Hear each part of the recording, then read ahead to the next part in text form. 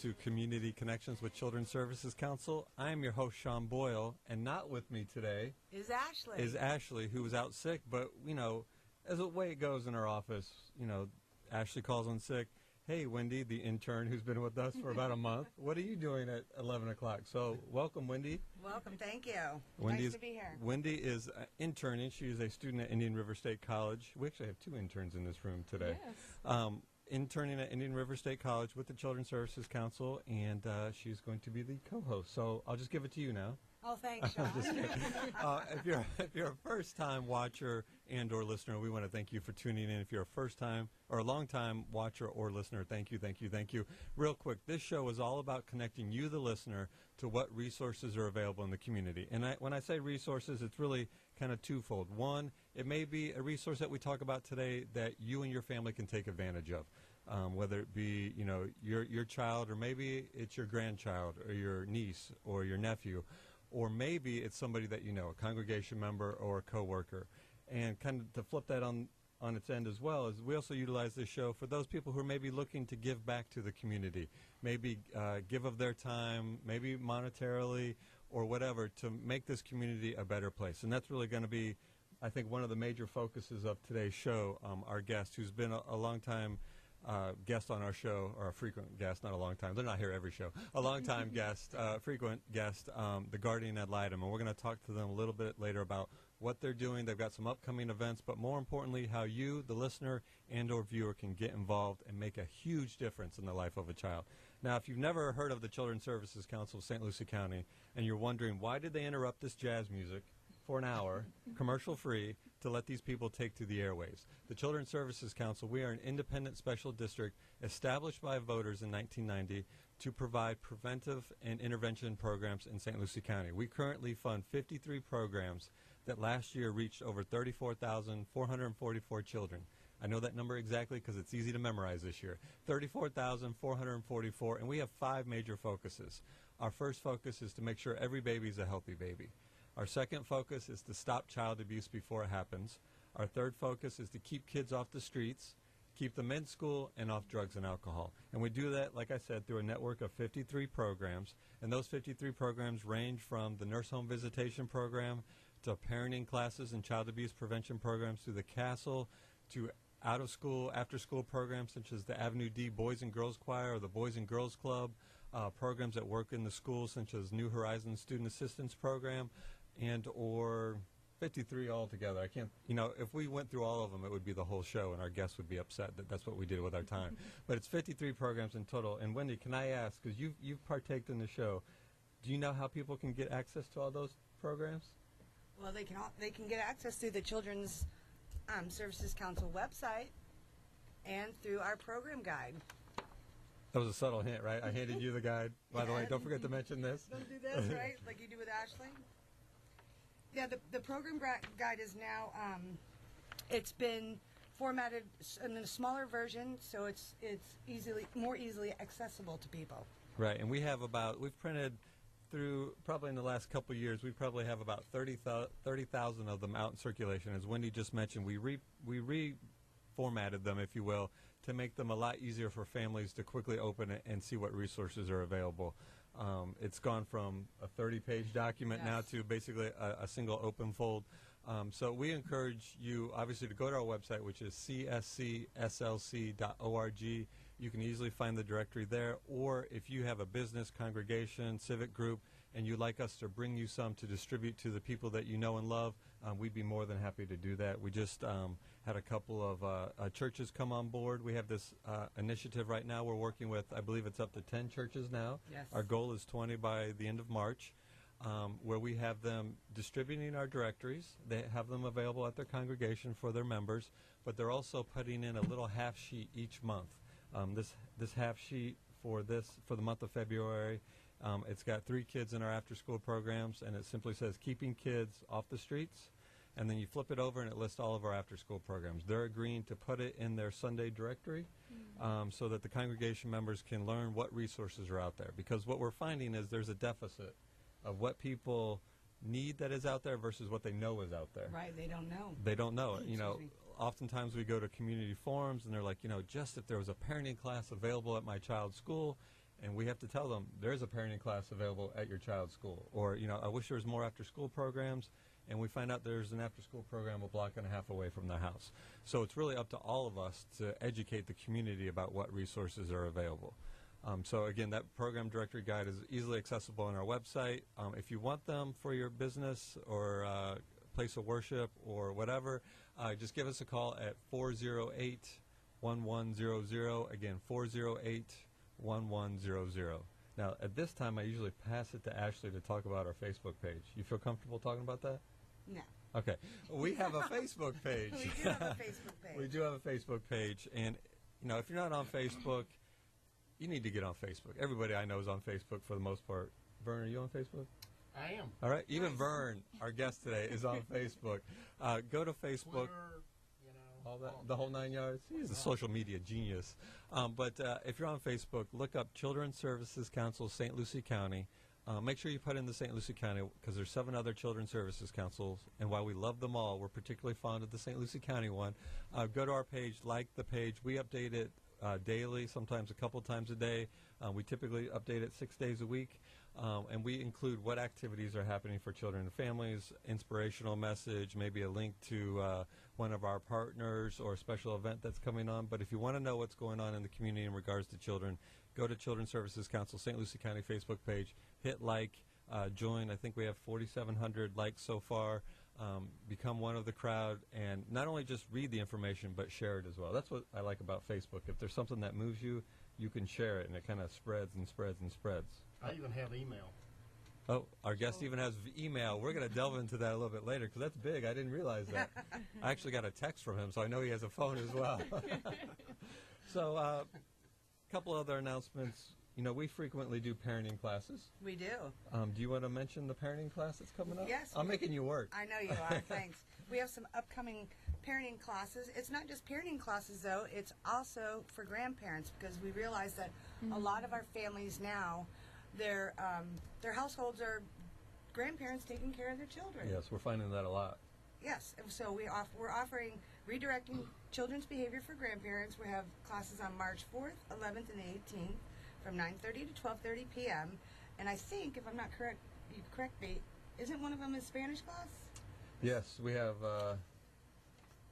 We do have this particular one isn't in Spanish, but we do have an upcoming one in Spanish as well. So, so if you'd like information about it, you can visit our website at www.cscslc.org, or you can register by calling 772-408-1109. And Tanya in our office is the one that coordinates all these. She does a great job. And as you said, the grandparenting one is going to be held in St. Lucie West. It's actually right across from the baseball stadium, and it's free. Yes, we should mention nice. that these parenting classes are free. We try to remove all obstacles. And then the Spanish-speaking parenting class is upcoming. I apologize, I don't have the dates, but I would imagine if anybody in my office is listening, I'm going to get a text very shortly that indicates the dates, and we'll fill you in on those. We mentioned, what we're doing with Faith Outreach and trying to get the word out about what resources are available. That's really what this show is all about.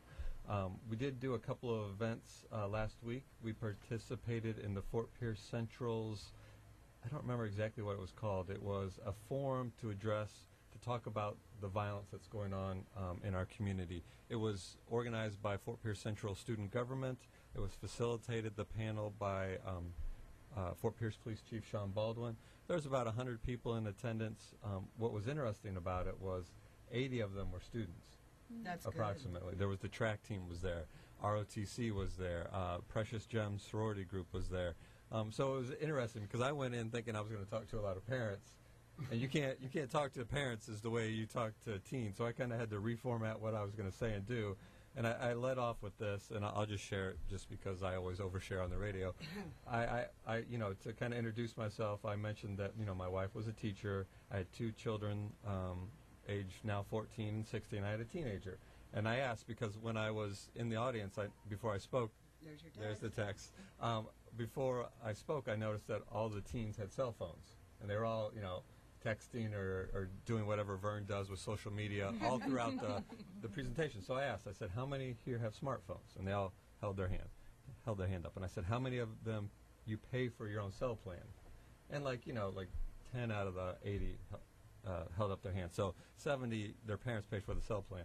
So I said, you judge me if I'm a good parent or a bad parent. And I said, I want the teens to decide, and then I want the parents to decide. And I explained, I said, my children have phones. We recently got them smartphones. I pay for the plan. They get the phone, I get the charger. So at least once every 2 days, that phone comes back to me. So does that make me a good parent or a bad parent? And all the teens were like, oh my gosh, I can't believe you did that. And the parents were like, yeah, that's a pretty good idea. Because, you know, a phone is a way that kids can get themselves in trouble. I know this from firsthand. So I just kind of threw that out there. But it was a good discussion. We talked about the importance of after-school programs, the importance of staying busy, the importance of making right decisions. And it wasn't just me. Denise Sermons from Kids at Hope presented. One of the detectives from the Fort Pierce Police Department talked about gang involvement and, you know, the way gangs may attract you and how to get out of them and look for the warning signs. And then Nancy Brown from the Parent Academy did a great job talking about brain development and the teen's brain versus the adult brain, which is surprisingly much different between the two. Which explain why, you know, the kids go on skateboards and jump motorcycles and we don't do that. I don't do that. Do you do that, Vern? Not often. Not often. No. Not often. All right, I digress.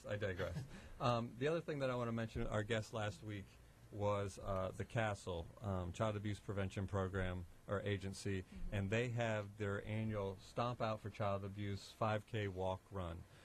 And we had Chris Robertson on, and he talked about, you know, recruiting teams, and hopefully our longtime listeners are thinking about walking and running. I will tell you, if you're interested in signing up, the Children's Services Council of St. Lucie County has started a team.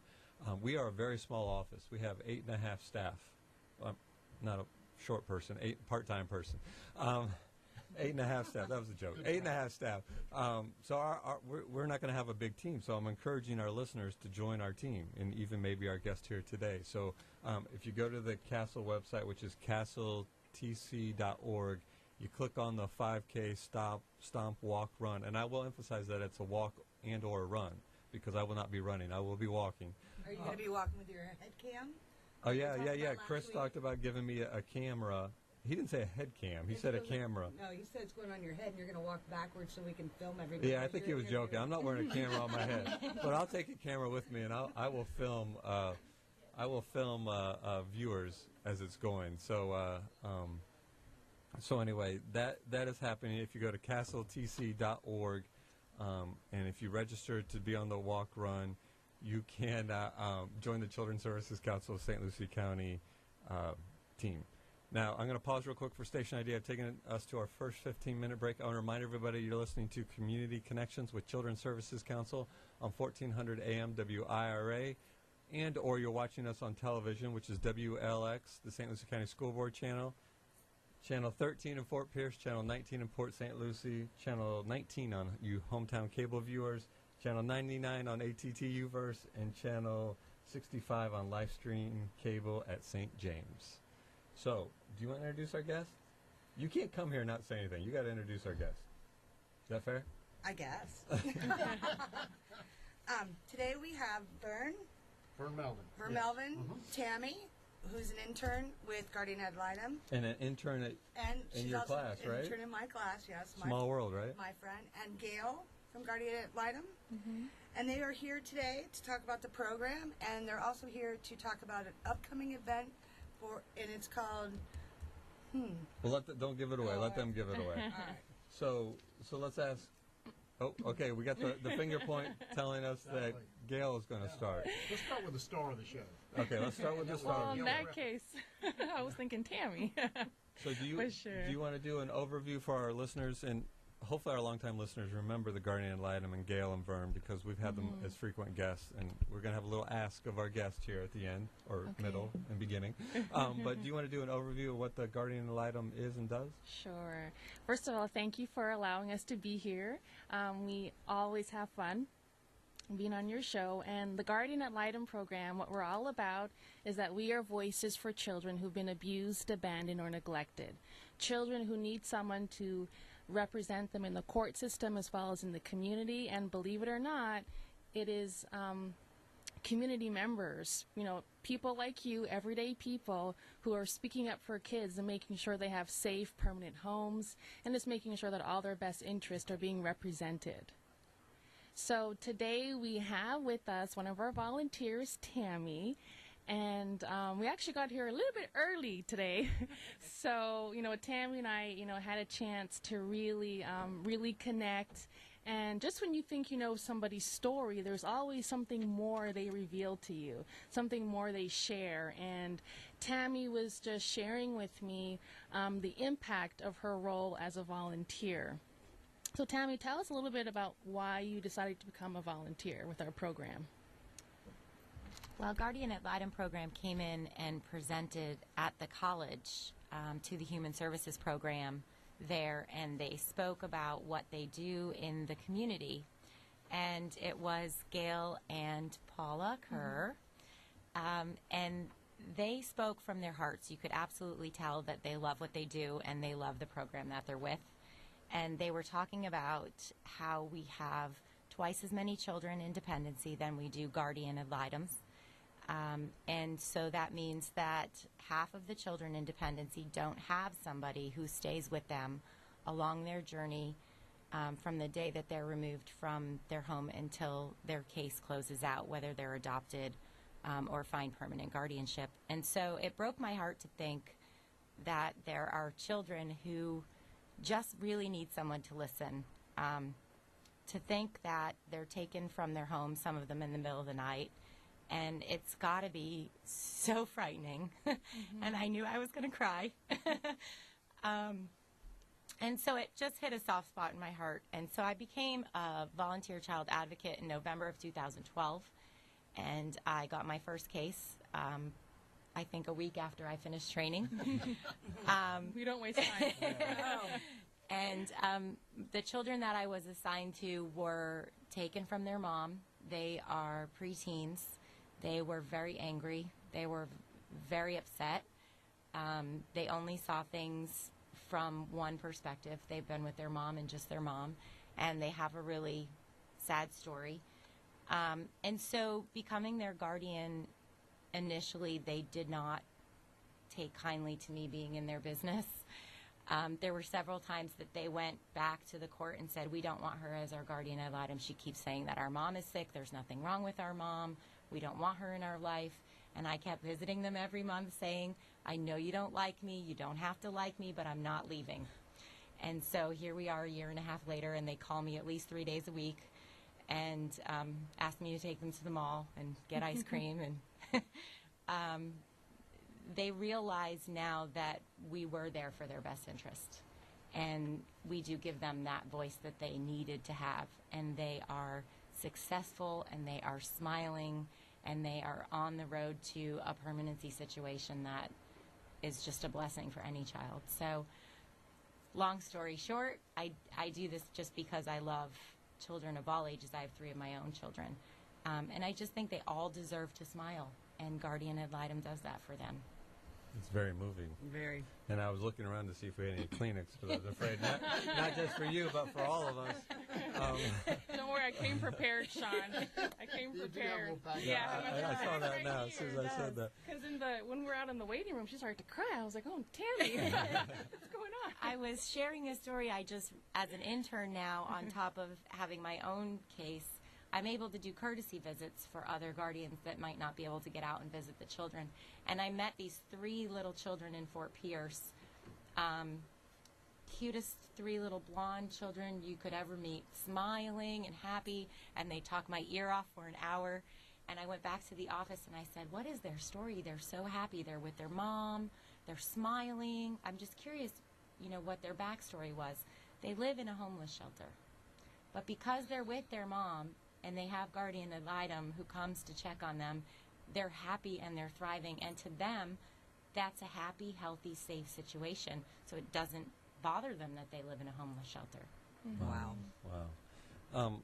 I forgot to mention this when we did station break, and I want to mention it now, just in case anybody wants to join in on the conversation. Our number here at the station is 772-464-1400. Again, 464-1400. Just to be honest, somebody texted me and said, what's the number to call in? So I'm throwing that out there to the person that texted me.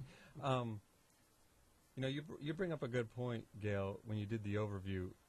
we have children in the system, and when I say the system, I mean the Department of Children and Family System that have been abused and neglected. And you think about it, and we've dialogued about this before. The state has a voice, right? The parents have a voice, but who speaks for the child? Exactly. And these aren't paid positions. This is done on behalf of the goodwill of a community, if you will. And I'm not surprised to hear that you became a guardian ad litem after you heard Gail speak, because I've heard Gail speak, and she's very, very good at it. And it's not, and I don't mean that sarcastically, because she can talk you into doing anything, because it's such a worthwhile cause. And when you outline the need in the community, can you briefly kind of go over some of the numbers because there's a big need for Yes. guardians. We are in a state of urgency. Right now in our 4-county area, we have close to 1,200 children who are in our dependency system. And Tennessee system, meaning court system. yes, the court system. Thank you, Vernon. In the court system. And these are children, no fault of their own, who've been abused, abandoned, or neglected. And every single child deserves to have a voice. In the Guardian Ad Litem program, your local program, we right now are able to help 800 children.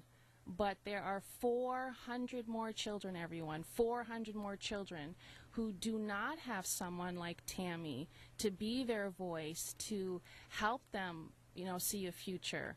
The story that she outlined, the children, they just didn't see a future for themselves. They weren't happy. Now they're smiling. They want to do regular activities. They want to go to the mall. They want to go to have ice cream. I think our program, we are like beacons of hope for the children. And one of the philosophies that we like to use, it's the Kids at Hope philosophy. That every single child is capable of success. And they also define hope as one's ability to articulate your future.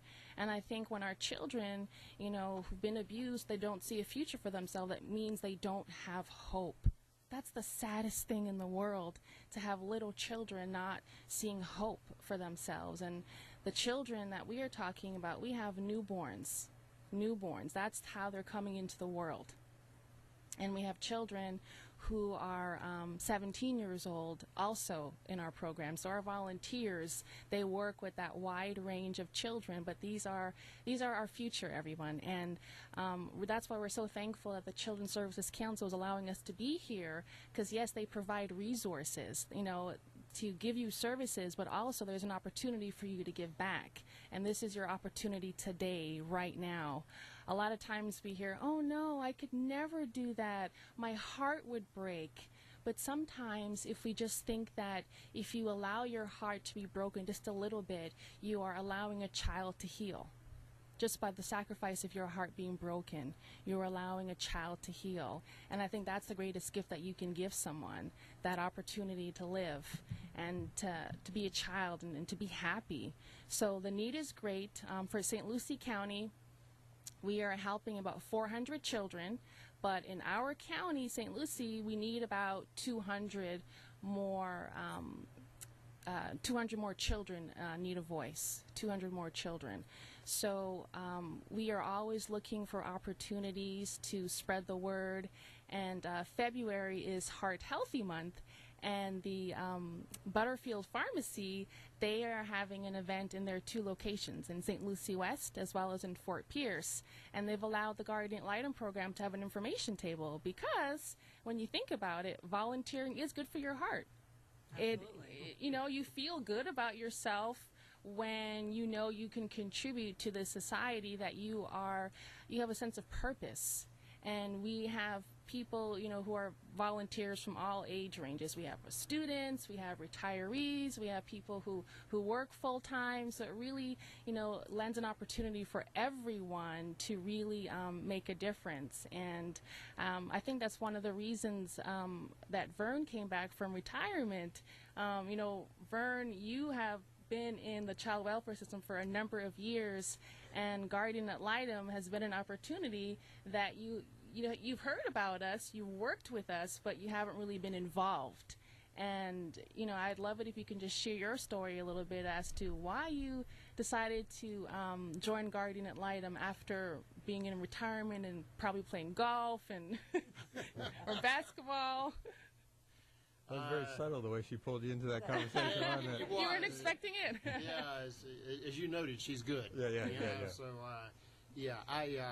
I did spend almost 4 decades in the child welfare system with the old HRS, the Department of Juvenile Justice here locally, and then Department of Children and Families during the 2000s. And I did retire at the beginning of 2012, and I was out about 20 months, and I was enjoying retirement, I will say, okay?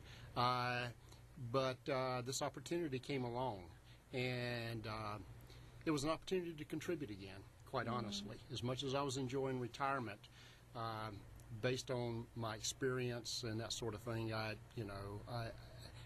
knew that it would be a very worthwhile endeavor. And so I kind of got back into the arena, so to speak, and it's been even more rewarding than I remembered. And so it's been a really good opportunity. I would like to say, in talking about numbers, we have a goal this year of reaching a goal of 400 volunteers. We have about 300 right now, 300 case carrying volunteers like Tammy and some others. So we have about 100 more that we need to recruit. And that's not an overwhelming number. If I were to come in here and say we need 500 or 600 more volunteers, it's like, geez, that's that would be lot. all of our listeners. That would- You're only asking for a fourth of them now.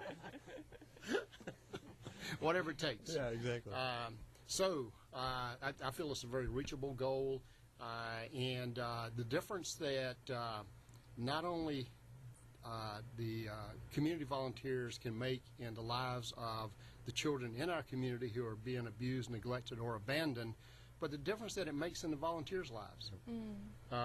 Tammy talked about that, and it does. Many years ago, I volunteered for 8 or 9 years with Big Brothers Big Sisters, and it made a huge difference in my life. We all win. I mean, that's the bottom line. Everybody benefits whenever we volunteer and try to give back. And what more, without sort of overstating it, but what more noble endeavor can there be than volunteering to help, as Tammy said, put smiles on the faces of children who've been abused, abandoned, or neglected. Right. And they're in the system because they've had some pretty bad experiences. I know when I was with the Department of Children and Families, we did everything we could not to remove children whenever possible, to provide services, to keep the children in their family environment. Because once again, as Tammy noted, even though the children she was working with were living in an abusive environment, it was very traumatic for them to be removed. Okay, and you don't realize it until later on. How you're benefiting when you're a child. And the goal is always to reunify.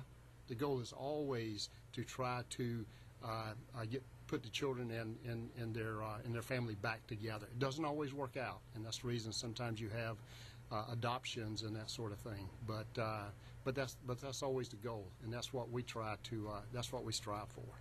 Now, we're going to pause real quick for station ID, but before I do that, can you give out the number? If somebody's been listening so far, and we're going to talk more about what it takes to volunteer, but can you give out the number just in case anybody wants to call in? We want to strike while the iron's hot, if you will. I agree with you, Sean. I'll take that opportunity.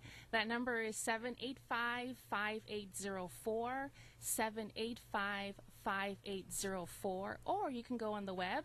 Go to guardianadlitem.org. guardianadlitem.org. Real quick, pausing for station ID, I want to remind everybody you're listening or watching Community Connections with Children's Services Council on 1400 AM WIRA The Light, or you're watching us on Comcast, Channel 13 in Fort Pierce, Channel 19 in Port St. Lucie, Channel 99 on ATTU Verse, and I'm going to cheat and look, Hometown Cable, Channel 19, and Lightstream Cable at St. James, Channel 65. And we want to thank you for tuning in. If you just happen to flip over to the station, we're having a conversation about the Guardian Ad Litem program that gives a voice to the children that have been abused and neglected in our community. Think about it. When a child is abused and neglected, they may be removed from their home. The department has a voice when it comes to the children. The parents have a voice, but who speaks for the child? Who speaks on the best interest of the child? It's the Guardian Ad Litem. And, you know, it's February, so I can still talk about this. We had a New Year's resolution. We had two New Year's resolutions for the show. One was that we're going to get more callers. We've kind of abandoned that one. We haven't really asked for any callers yet. Oh, by the way, if you do want to call in, it's 464-1400. Again, 464-1400. The other thing was, and it was really a community resolution, was everybody get involved some way, somehow. You know, we all have something that we can give, whether it's, you know, you've got an old computer or a music instrument you're no longer using, donate it to somebody. If you got some books, donate it. If you happen to have extra money to donate, make a donation to a nonprofit. But everybody, if you've got time, and time is probably our most valuable resource, right? Yes. If you've got time to give it and give it back to the community, because we're gonna reap what we sow. If everybody gives back, we're gonna have a better community. If nobody gives back, you know, we're gonna get what we get. So the Guardian Ad Litem program needs volunteers. I'm just going to put it out there. If you haven't picked up on that subtle cue yet, they need volunteers. And it starts with a simple phone call to 785-5804. Now, if you're still not convinced, I want to talk to Tammy, the volunteer, because, you know, we hear it all the time. Oh, it doesn't take that much time. It's really not that bad. And then when you go in, you know, it's like, wow, you kind of undersold it to get me in, and now it's way more involved than I thought. Can you kind of go over exactly, like, the training process and maybe how much time you put forth a week towards this? Well, when I was being introduced to the program, I was told 10 hours a month. And in fairness, that's all you really need to give is 10 hours a month. You need to visit the children once a month. You collect their information regarding their grades in their school and things that are important to know how they're doing. And on occasion, you appear in court. The reality is, I don't know or have not met a volunteer that does that. They give and they give and they give, and they enjoy every minute of the time that they spend with the children. And we have some volunteers that have 6 or 7 families, and they love it, and they're probably putting in a good 40 hours a week. Right. But it's what they want to do. They're giving back their to the choice, community. right. It's making them happy. But in reality, we need 10 hours a month. We need somebody who comes and becomes part of that child's life on a positive note. So 10 hours a month, I mean, that's nothing. A It month, really not a isn't. week, a month. And I know that the process can sound intimidating. Oh, we're going to visit them in their home. What's that going to be like? Oh, we're going to have to go to court. What's that going to be like? But the new training program with Guardian Ad Litem, every new volunteer gets a mentor. Someone who goes on your first home visit with you. They take you to court and they walk you through the process. You're not on your own until you're ready to be on your own. Right. I was on my own right away, but I was very comfortable with it. And I spend definitely more than 10 hours a month talking and spending time with my children that I represent. They become part of your life. You want to be in their life more than that. You know, you've had volunteers on before, and, you know, I think the last volunteer that came on our show had been with that family for 4 to 5 years. So they can stay a long time if it's that. But I think it's important to know you spend a lot of time, and obviously, you know, as you get involved, you know, the more you want to give back. It's kind of builds upon itself. But it is truly, if somebody's interested in looking at their time, it's 10 hours a week, correct? A month. It's approximately, A month. I'm yes, sorry. it's a minimum of 10 hours a month. It could be a little bit more, a little bit less. We generally say 10 to 15 hours a month. Okay. And the idea is for the case that you're on to be on it for about 12 months. So that's the goal. You know, 12 months to permanency, meaning 12 months for this child to know where their safe permanent home is going to be. Are they going to be reunified with their family? Or maybe that might not work out, and then they then become eligible for adoption. So that is the idea. But sometimes it doesn't work out that way, you know, where it could be longer than 12 months, but that is, you know, our goal. Typical, yeah. Yes, and the good thing, though, is that when a child does have a guardian ad litem, it does make things go a lot faster in the process because there's someone championing for the child, following up. So just imagine if there wasn't someone, it'd be even longer, you know, for that child. And for children, I mean, we know when it comes to like holidays or Christmas, and you tell them, oh, in 2 weeks, I'm like, oh my gosh, that's forever. Right. And that's something fun. Just imagine a child that is not in their home with their family, and we tell them a year, that's torture, you know, right. for that child. But when they have someone supporting them, you know, whether it's their foster family or, you know, in our case, the guardian ad litem, it really helps. And, you know, with us, the guardian ad litem is typically that child's one constant. They move around a lot. Things happen. Maybe they're with their grandmother, a relative placement. You mentioned earlier, you know, you're having a parenting workshop for the grandparents. That's our reality. We have so many children who are placed with their grandparents, and things are so different now. So I'm really happy to hear you have the parenting workshop for them. They need that support and the training. And, you know, a child could be with their grandparent, maybe their grandmother gets ill, she has a stroke, and then the child is moved with their aunt, but she has 3 children of her own, and she's overwhelmed and wasn't prepared to deal with it. Now that child is in a foster home. That's 3 different times the child had to move, and maybe 3 different schools. And what we've learned is that every time a child changes schools, it puts them back 6 months. Wow. So, yeah. So if you move twice in a year, and you're in grade 4, it's like you didn't go to school for the whole year. And when kids feel they're failing at school, they feel like they're failing at life.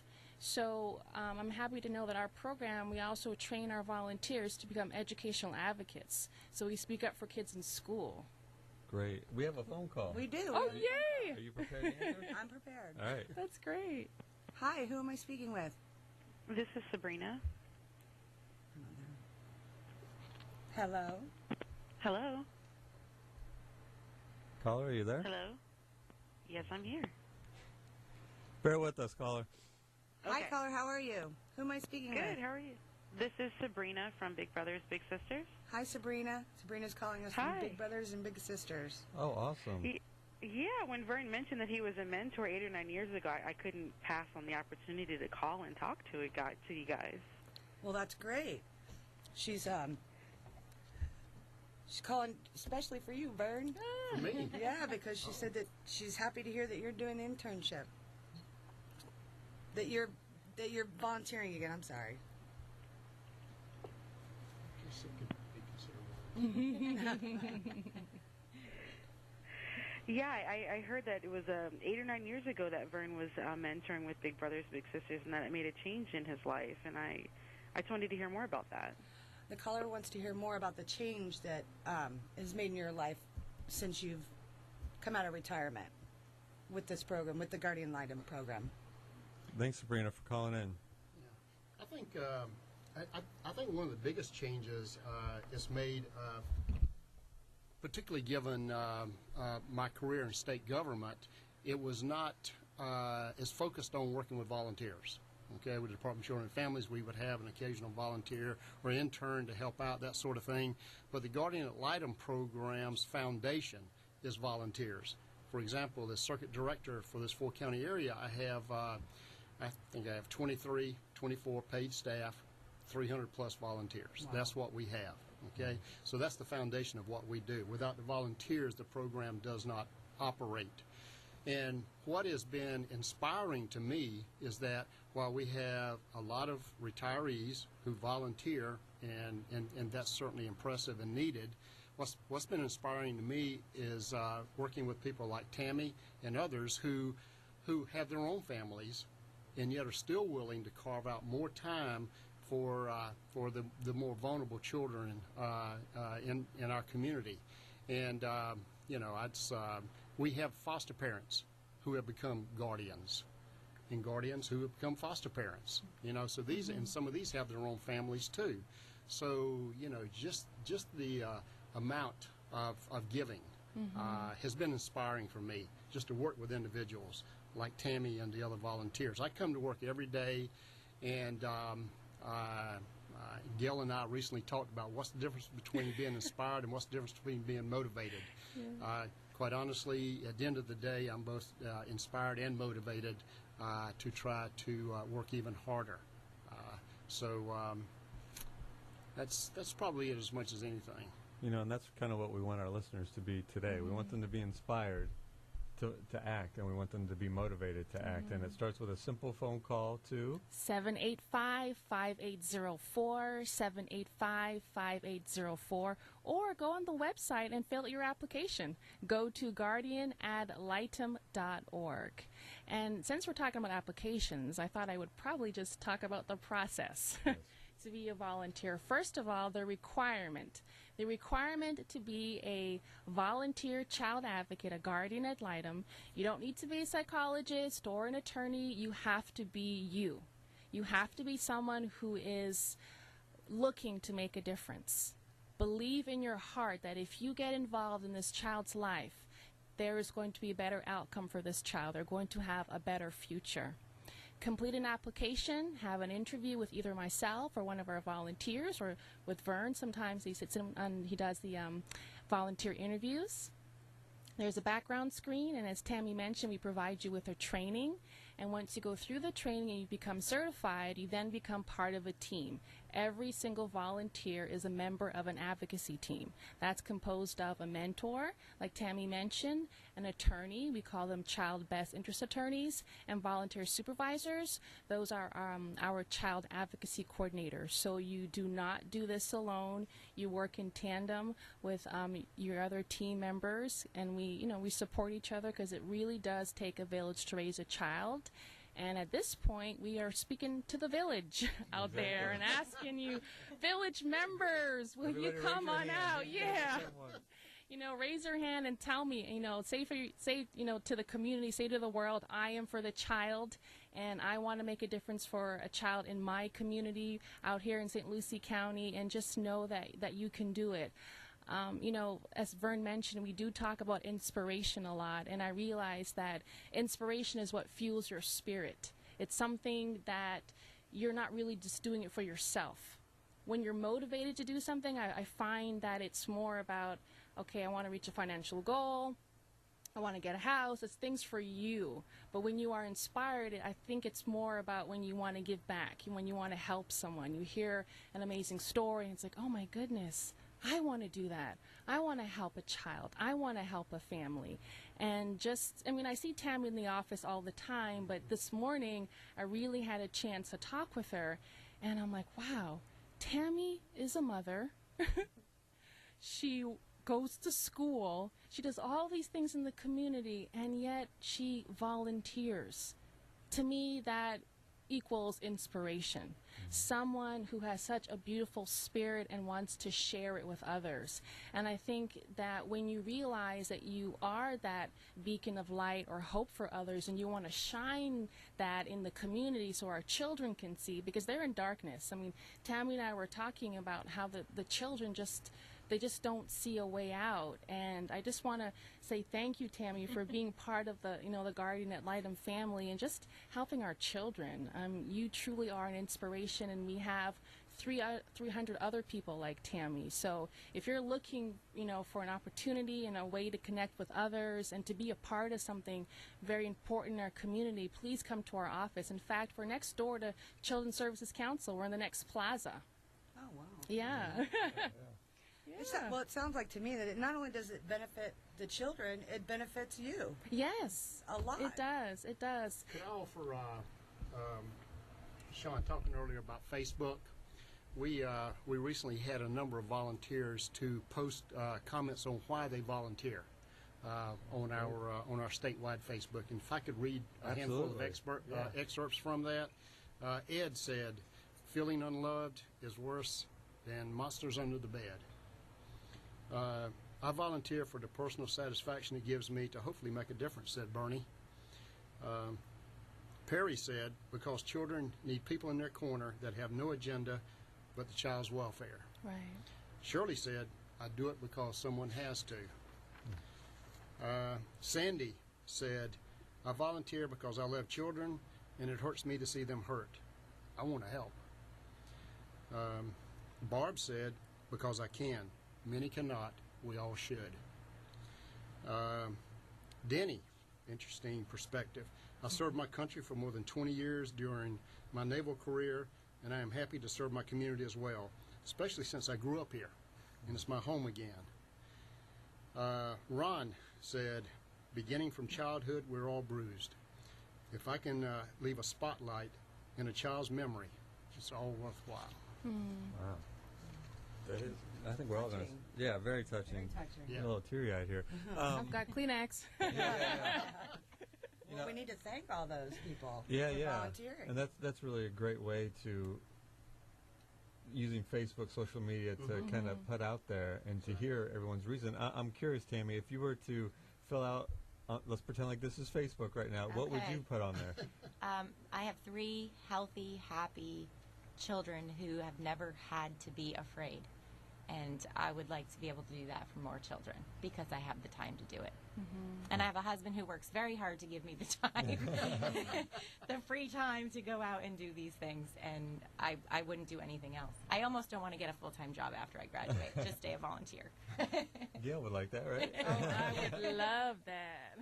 But listeners, obviously we're asking you to volunteer and be. This is probably one of the first shows in a while we're not asking you to donate to anything money-wise or to walk or run, but we're asking you to give of your time. And we know how precious time is. But as Tammy said and Gail said, it's 10 hours a week, and it could a month. I'm sorry, 10 hours a month. Even I better. can feel Gail kicking me. It's 10 hours a month. But once you get moved, you probably maybe be more active than that. But it's 10 hours a month. Think about it. That's doing the math real quick. That's 2 hours a week, right? Nothing. If I'm doing the math, 5 weeks? Yeah. 2 hours a week. I mean, think about how many times you're sitting around, you're listening to this radio show right now. If you're listening to this show, you probably got some time. Yeah, you could be volunteering. Stop listening and call.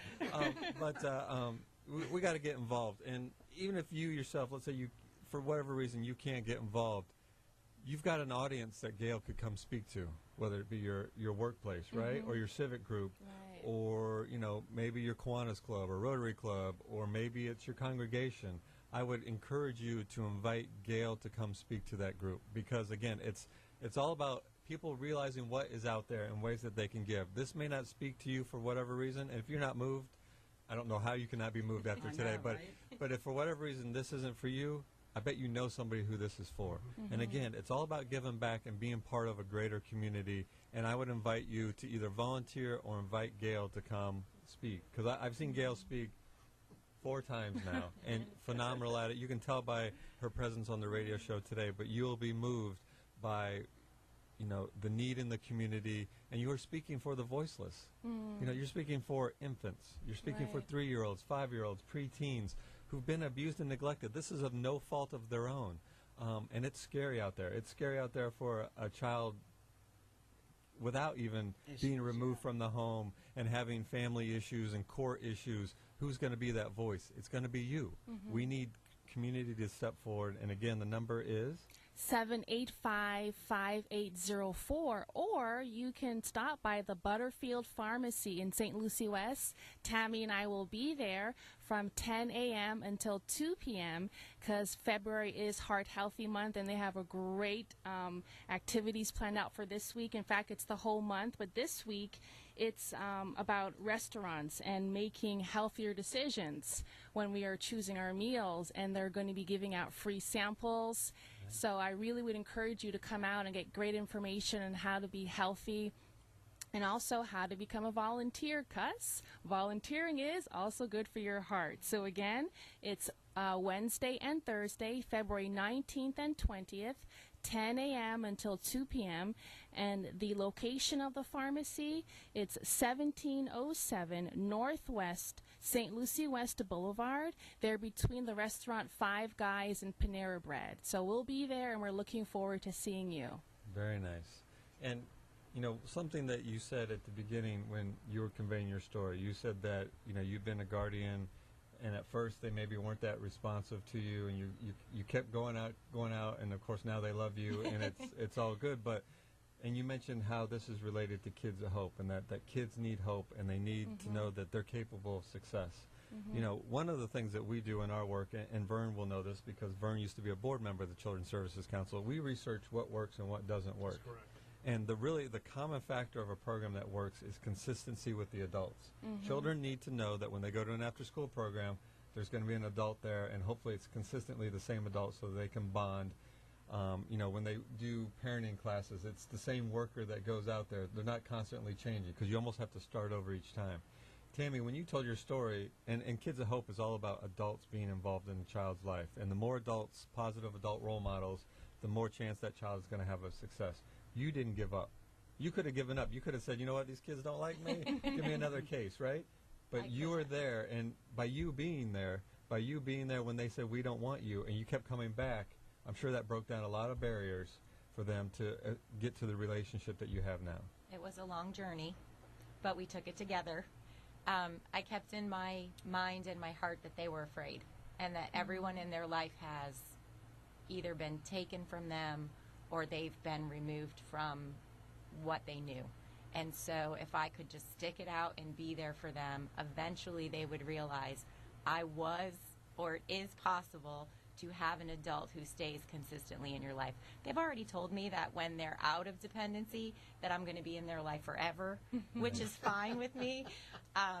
They're teenagers, and they say, when we're 18, you're still going to be our guardian, right? And I said, well, you can still call me anytime. But the fact is, there's no Guardian consistency. angel is what you There's no say, you know? consistency in their life. They're taken from everything they knew. So how do they trust unless we teach them? And it takes some time. It doesn't happen overnight, but it does happen. And we need guardians right here, right now. You stated that you needed 400 for the Treasure Coast and a little over 100 for St. Lucie County. Correct.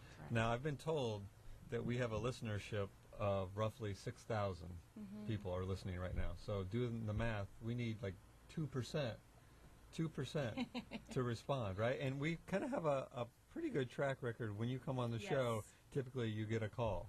So we can't break that streak. No. So she won't ever come back. So we need you. If you're moved, even if you're kind of on the fence, but take that next step. Sometimes the hardest step is the first step. True. And that, Come see us. yeah. Come Come hang talk out to with us. the volunteers. We'll hang out with you. Yeah, exactly. Come by the office, talk to us, spend a little bit of time with us, and then try to decide whether it's for you or not. And if it's not, that's understandable. We get that. But as Sean said, if you're on the fence, then at least do that much. Right. And everybody's got to get involved in something. And what I'm thinking is, we have a lot of faith members that are listening to the show, people that attend church regularly. What if you invited Gail in for your Wednesday night group to come and spend 10, 15, half hour, however much time you give her, to come and speak, to recruit, because you kind of have this initiative where, part of the reason why you're here today and consistently is we're committed to helping you get more volunteers. With a staff of 8 people, I don't have a huge audience, but we've got some people, hopefully that are listening and watching that you can connect with who maybe have access to larger groups. So, as Vern said, kind of kick the tires, kind of come in, check it out, call 785-5804. But at the bare minimum that you can do is invite Gail to come speak to whatever group that you're involved in, even if it's, a Saturday bridge club, right? Do you have a lot of retirees that are Yes. guardians? Yes. A large number of our volunteers are retirees, and we can always, use with more volunteers. So that's okay. A lot of people, they worry, about there being an age limit. There is no age limit, but there is an age minimum. You need to be at least 19 years of age to be a volunteer child advocate, at least 19 years of age. Tammy, I was just wondering, about those people who are on the fence. What would you say to them that might be encouraging or inspirational? What can you say? Well, they can come and hang out with some of the volunteers. We can spend some time with them and They tell could come them and what talk we with do. you, couldn't they? Sure, absolutely. I'm an intern at the office right now. I'm there all the time. If you have a spot in your heart, if you were a mom or a grandmother or an aunt or a relative of someone who had children and you watch them grow up happy, give your time to help the ones that aren't. Well said. That's true. That's true. And by the Well way, said. she said moms, grandmothers, aunts.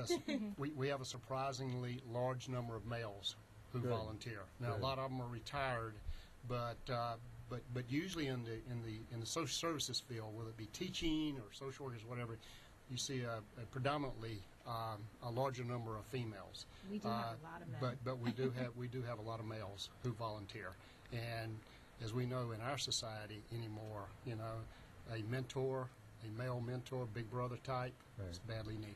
Right. Even Sabrina, our caller, I know she's on an initiative at Big Brothers Big Exactly. Sisters. They have like a 4-year waiting list for male Right, mentors. So right. you're right. That's encouraging to hear that men are volunteering.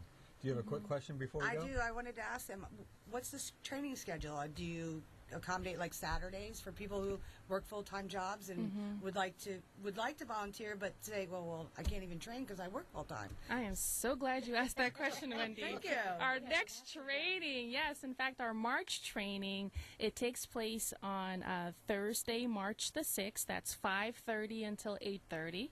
Then Saturday, March the 8th, 9 until 4.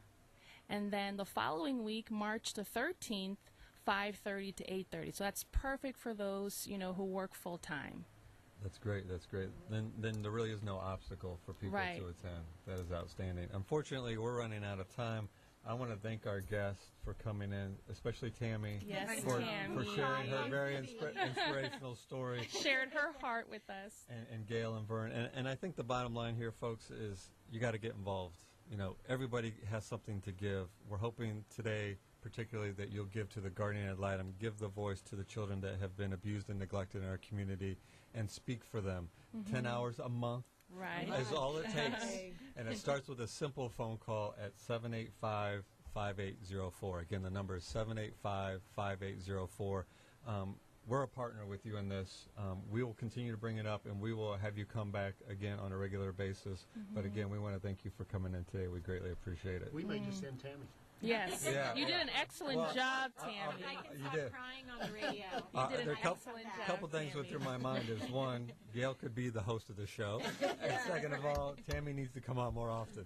Yes. Not that you didn't do a good job, Vern. You did a great job. You did a great job. I understand. We want to thank you for tuning in. Again, the Children's Services Council of St. Lucie County, an independent district, established by voters in this community in 1990. You're going to get a chance to weigh in again on November 4th, 2014, to reauthorize the Children's Services Council, yes or no. We have 5 main focus areas, making sure every baby is a healthy baby, stopping child abuse before it happens, keeping kids off the streets, keeping them in school, and off drugs and alcohol. And we do this through a network of programs that are available to all families in St. Lucie County. We encourage you to be informed, and then once you're informed, to spread the word. That's it. This is a weekly radio show, so when will we be back? We will be back next Tuesday. Next Tuesday. Thanks for tuning in. Remember, this is our children, our community, and our future. We'll see you next week.